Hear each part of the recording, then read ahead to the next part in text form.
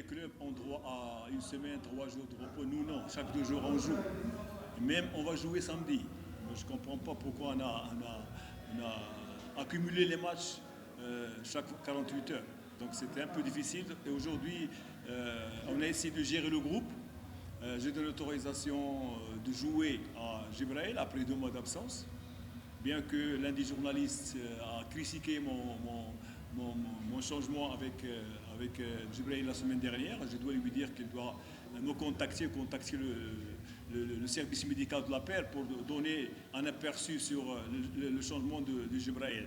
Jibrail a 2 mois d'absence et d'après l'avis médical, comme je suis spécialiste en préparation physique, donc on a fait un travail où il va jouer en 20 minutes, 30 minutes, une mi-temps. Et aujourd'hui, une mi-temps. Donc, ce n'est pas la peine de critiquer ou de guider notre public dans le fond. Il faut il minimum des choses, demander l'avis aux proches du joueur. Aujourd'hui, comme vous avez vu, j'ai joué 45 minutes, plus quelques minutes en deuxième temps, je l'ai changé, parce que c'est un joueur qui revient d'une maladie très grave.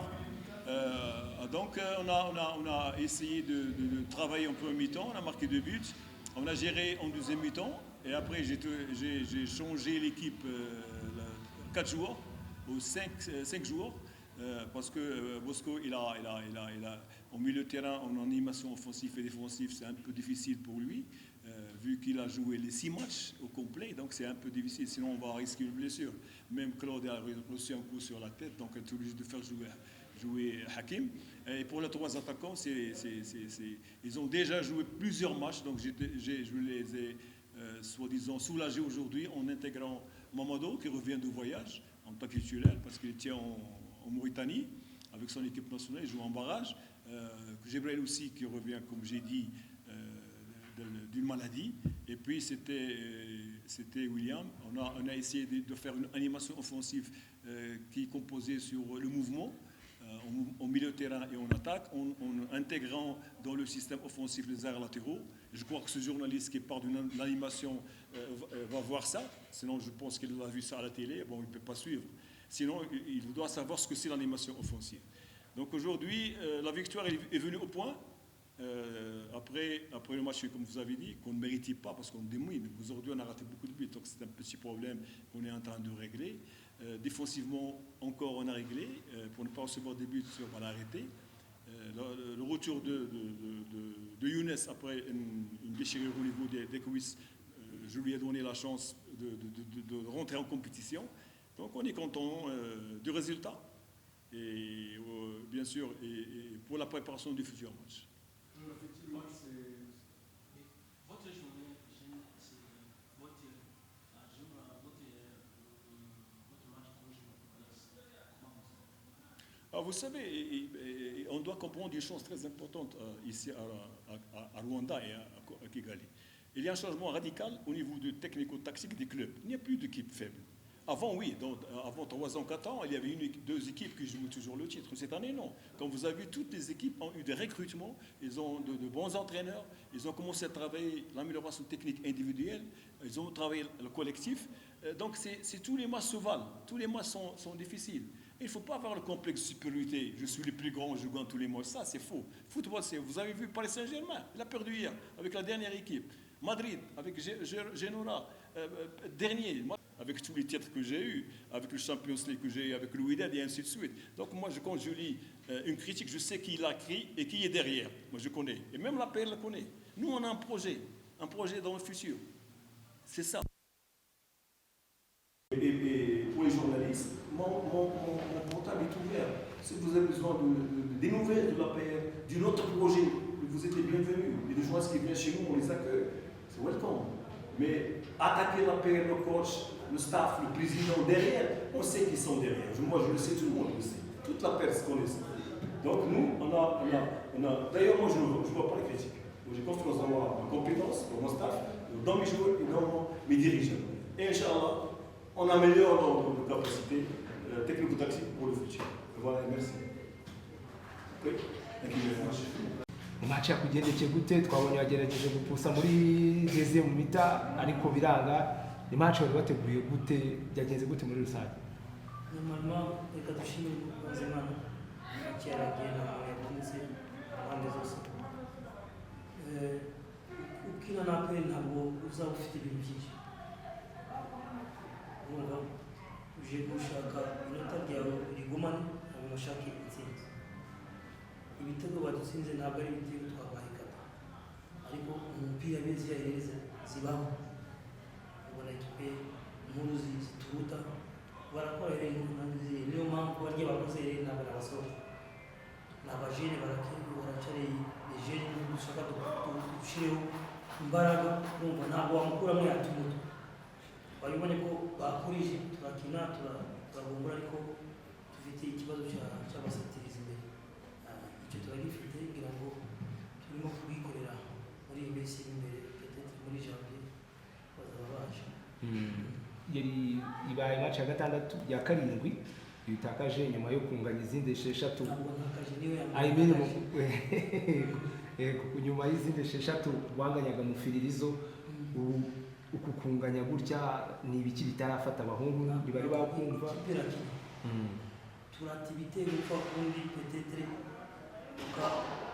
umuntu afite gabinete yanze ati mu maboko kandi muri tizi n'ibyo dukora twakora iki petetre ni igene y'Imana reka tupasira umupira buriya ikintu cya mbere nuko ikipe ikina ese kirakina mubibonye niko yakinaga oya okay sasa ibyo bibaye neza muri janvier mais anatana ntabwo twategereza muri janvier nk'umutoza ni gushaka iyi strategy niba abandi tuzakoresha paka janvier igeze urumva tuzapusa tuba motive nta kindi twakora kuko umuntu afite peut-être niveau kanaka urumva ntabwo wavuga ngo ni entraînement zituma azamura urwego urumva arayibona ntatsinde peut-être hari umunsi izinjira Rose coach ubwo ntabwo bizakomeza kwafekta umusaruro wa ekipe mukomeje kugira ikibazo cya finishing ngira ngo mu kuza icyo kibazo cyari gihari icyo nakoze ni ukubashyira muri mudi nkabashyira dukina umupira urumva nkakora ikintu cyitwa kubaha confiance n'abapeti bakina umupira abajene nibo benshi urumva ntubure byose ntubure intsinzi ubure n'abajene uzamuka wabonye uriya nimero 6 nasanze atafite na carte wamubonye nimero 6 akina bari bambaye kabiri muremure hagati ubwo bwa mbere ni ubwa kanga yakina ariko naje nta carte afite nta lisansi afite kini imagine aho hageze imagine ni yape buriya abantu abakinnyi beza tubabona match ya carte afite ubwoba kini imagine yakiye gutya nta ligi yose ubwo mu Rwanda muzabona ofisi kubona nimero 6 ari mwiza ni equipe nationale y'Iwana urumva sasa intego n'uture byose tuzamure basa abapeti baze ndabizi ko bizaza umupira buriya nta kintu cyisha mu mupira oya ibyo ukora niyo uzabona nimba dukina neza tuzabona intsinzi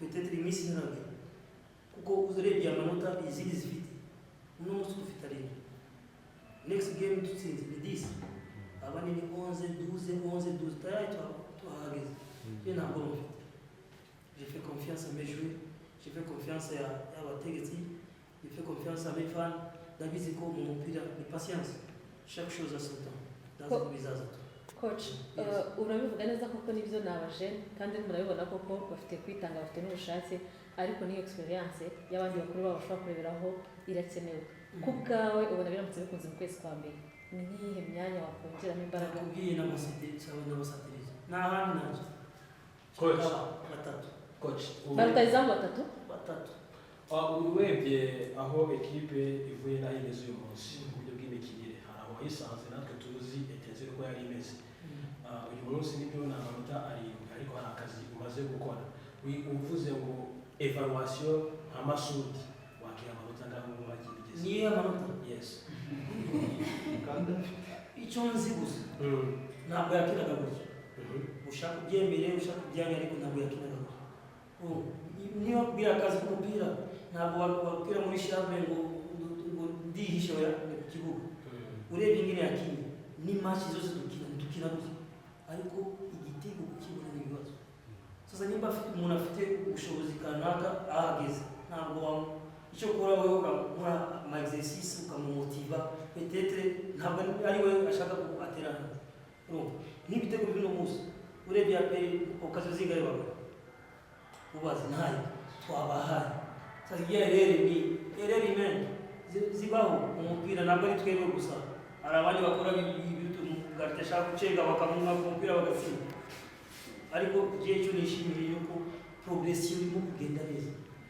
ntabwo wabona progression muri n'inzira n'ibintu bitandukanye urumva sasa ekipe itsinda itabone progression hazagerayo ya progression zigenewe intsinzi ikabura aho uzabwira tuzasubira hano ndakwishura ibintu ari umutoza uko nguko uri kubivuga bya progression kuzamura abapeti ubuyobozi burabyumva kuko patience rero ni ikibazo mu buyobozi ahubwo bari batinze niko bambwiye yes ikintu cya mbere bigabanya amafaranga urumva ko akarere kaguha amafaranga ukazana umunyamahanga petete adashoboye urumva abajene washize ku ruhande avantage y'abajene kwanza ikipe igira imbaraga wabonye ko akarere yarusha yego yarusha kandi iyi match ntabwo ari twebwe turwadeze bita ahubwo no tugira imbaraga match zo dukina ça veut dire que jeunesse irimo gukora yo kujya izamuka urumva ntabwo wabura bariya abantu ba experience ariko nasize imyanya nk'ibiri y'abantu experience akina 50 minutes ukamwiza ukabonye kiza yaduhaye umusaruro mwiza tujije matatu aduhaye umusaruro mwiza urumva ibyo ni bariya abajene barebere bariya bakora ntabwo nagira ngo aba ekipe y'abajene gusa ya experience irakenewe urumva nabi abajene barimo ubwoba burimo kubashira nabizi ko muri phase retour ndazi ko bazakora byinshi kuruti na mwebwe mukaprofita abajene ekipe nationale yes ça fait longtemps mufite abajene bose barimo gusaza bakemera no gusaza abaje bibaragi mufite abandi reka mbakorere